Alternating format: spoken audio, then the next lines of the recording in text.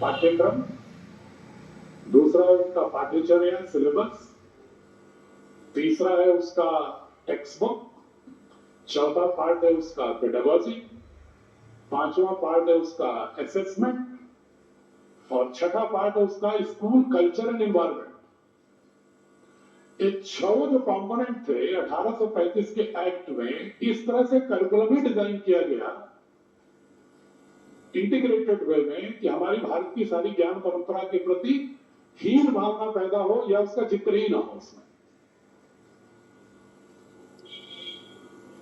और नौकरी परक शिक्षा कि लोग सिर्फ एक ब्यूरोक्रेसी का उनके हिस्सा होने के लिए पढ़ें और उसी तरह का पाठ्यक्रम हो कि वो, जैसा मैकाले कहता था कि भाई रंग रूप में शरीर से तो भारतीय हो लेकिन मानस उनका अंग्रेजियत से लबालब भरा हुआ हो। तो वो एक जो, यद्यपि मैं भी भारतीय प्रशासनिक सेवा से ही सेवानिवृत्त हुआ हूं तो ब्यूरोक्रेसी के अगेंस्ट नहीं बोल रहा हूं, लेकिन अगर वो गहराई से देखेंगे, अगर सिर्फ और सिर्फ नौकरी ही हमारा उद्देश्य हो किसी शिक्षा का, तो कितना खतरनाक होगा किसी भी देश के लिए, समाज के लिए। वहां नेतृत्व कहां से आएगा?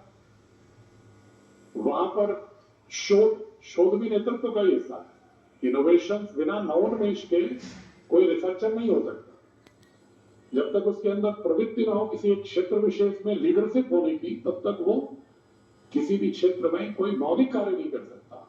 और युग हमेशा नए परिवर्तनों के साथ उम्मीद करता है कि नए बदलावों के अनुरूप अपनी दक्षताओं का विकास और नए शोध के विषय आने चाहिए। तो उसने जो अपेक्षा किया, उनके समय में भी स्वामी विवेकानंद जी, स्वामी दयानंद सरस्वती जी, महर्षि अरविंदो, रविन्द्रनाथ टैगोर जी, महात्मा गांधी, डॉक्टर हेडगेवार साहब और उनके तमाम अनुयायियों ने, पंडित मदन मोहन मालवीय और विभिन्न ऐसी संस्थाएं जो आप जुड़े हुए हैं, उनके जो भी जनक रहे, चाहे वो ज्ञान एजुकेशनल ट्रस्ट से जुड़े हुए लोग हों, चाहे वो बौद्ध संगठनों से जुड़े हुए लोग हों, चाहे वो वेदांत से जुड़े हुए संगठन दक्षिण भारत के हों, चाहे वो लिंगायत से जुड़े हुए संगठन हों, वो सारे संगठनों ने आवाज उस समय भी उठाई कि हमें शिक्षा भारत में भारतीय दृश्य से होनी चाहिए और भारत की समूची सांस्कृतिक यात्रा को बच्चों के मानस का एक एल्गोरिदम का हिस्सा होना चाहिए। लेकिन वो नहीं हुआ। अब स्वतंत्रता के बाद भी प्रयास हुए, मैं किसी के बारे में कोई ऋणात्मक टिप्पणी नहीं कर रहा हूं, प्रयास बहुत हुए और बहुत सारी संस्थाओं ने भी प्रयास किया और सरकारों ने भी प्रयास किया।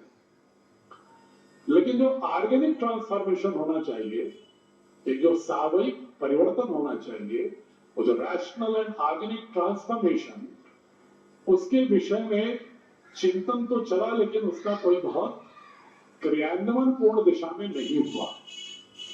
अब सवाल यह है कि हमें अगर उसको पुनर्जीवन करना है, अपनी विराट गुरुकुली परंपरा की पेडागोजी को भी लाना है, मॉडर्न साइंस टेक्नोलॉजी को भी लाना है। मॉडर्न साइंस टेक्नोलॉजी, हम नहीं कह रहे कि प्राचीन में साइंस टेक्नोलॉजी नहीं थी, जैसा कहा गया मैकाले की शिक्षा के बाद। हमारे यहाँ बहुत ही प्रचुर मात्रा में, उस पर विस्तार से मैं नहीं जाऊंगा, परिचर्चाओं के दौरान चर्चा होगी कि बहुत सारे हर विषय में हमारे ऋषियों की प्रज्ञा जो है बहुत ही निष्णात रही है और हर शास्त्र उन्हीं शब्दों को पुनरावृत्ति करते रहेंगे। तो आज का युवा मानस तब तक उसको स्वीकार नहीं करता जब तक कि हम वर्तमान परिवेश के साथ, उस संदर्भ के साथ आज की समस्याओं के समाधान के लिए उसकी उपादेयता उनके मानस में नहीं बैठा पाएंगे, तब तक उनकी स्वीकार्यता सहज रूप से नहीं होगी।